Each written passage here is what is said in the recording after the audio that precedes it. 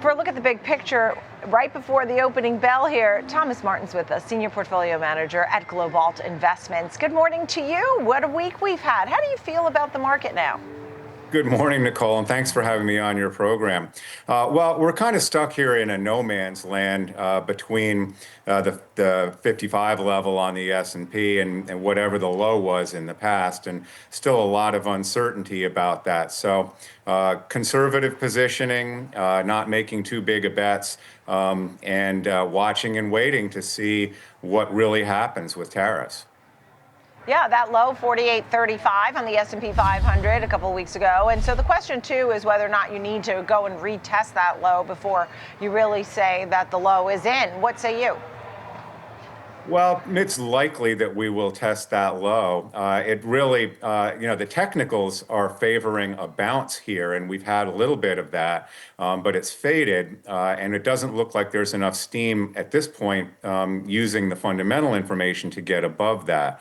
So the technicals are being driven by the fundamentals for now, and what the expectations are for tariffs. So when the news is positive and we're laying off of that, then the market can rise. But 50% tariffs would still be very high, and we're only at the beginning of companies telling us how it's affecting their business and their consumers. Yeah, it's only the beginning because there's so much uncertainty, too. We don't know exactly what to expect when it comes to the tariffs.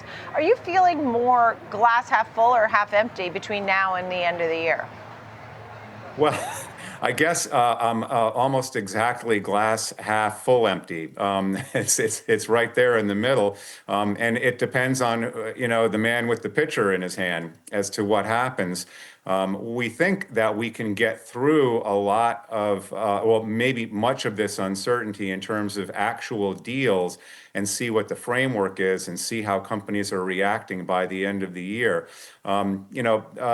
People want to own stocks, and I don't think we're over that part of the economy. They can still have a good rate of return. We're expecting decent earnings, although it's been less than what was expected before. So we are hopeful that with some good news, we can see a market that's up for the year. And so you are bringing us some stock picks today. I'm excited to speak about these. And how do you go about planning a portfolio? Before I get to the exact names, how do you go about picking the stocks that go into a portfolio? Having an allocation, are you keeping cash on the side? What's the investment strategy?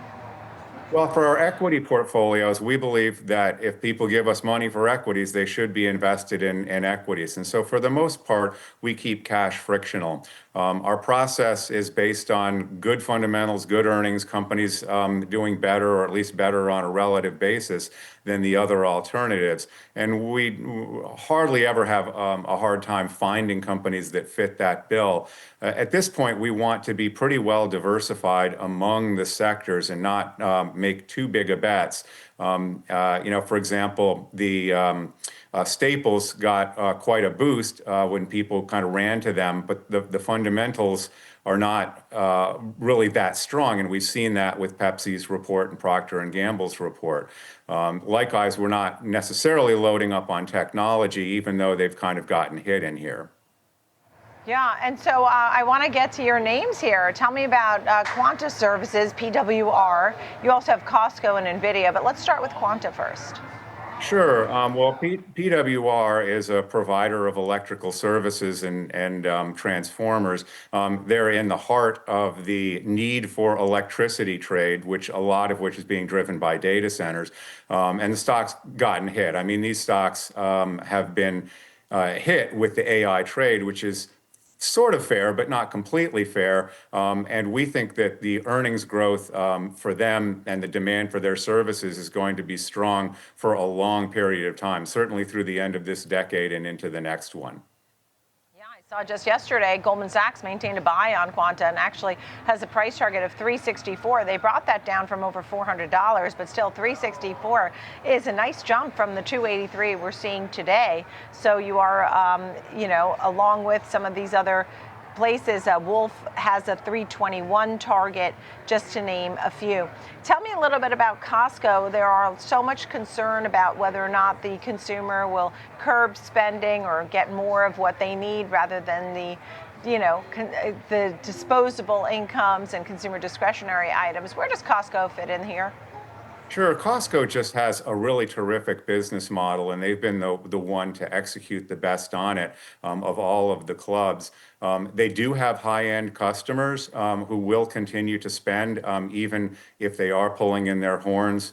And they also can attract low-end customers because they're very value conscious. They really work on meeting their customers' needs, having fewer SKUs, but ones that they can deliver at a good value. So they are seeing good demand. They have a fair amount of grocery and related type items where their sourcing is mostly domestic. So they are shielded somewhat from tariffs and should be able to deal with that in their supply chains. And they have lots of room for growth both here and particularly overseas. Yeah, I mean, look, I was looking USA, Canada, UK, Mexico, Taiwan, Japan, Australia, certainly a wide variety. Also, Costco increasing the dividend by 16%, by 12%. That's pretty notable, too. People like a dividend payer, so for the quarterly dividend. So that is good news as well for this name. Last but not least, good old Nvidia. Jensen Huang, are you a believer in Nvidia? Well, we're believers in Nvidia. You have to take into account that they have quite a large moat in terms of their technology and process and the complication that they have with their so-called chips. They're not really chips; they're computers in and of themselves, systems. They have been a bit capacity constrained, and that's been one of the slowdown type issues.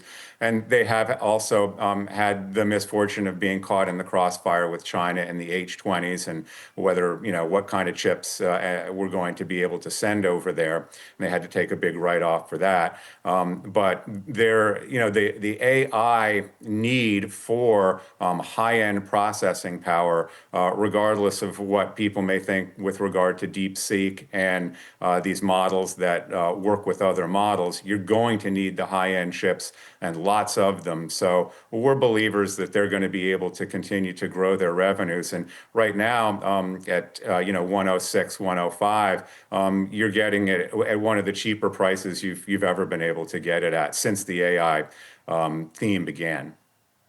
If I want to make money in a year or so and I had $10,000 right now, what would you tell me to do with it, Thomas?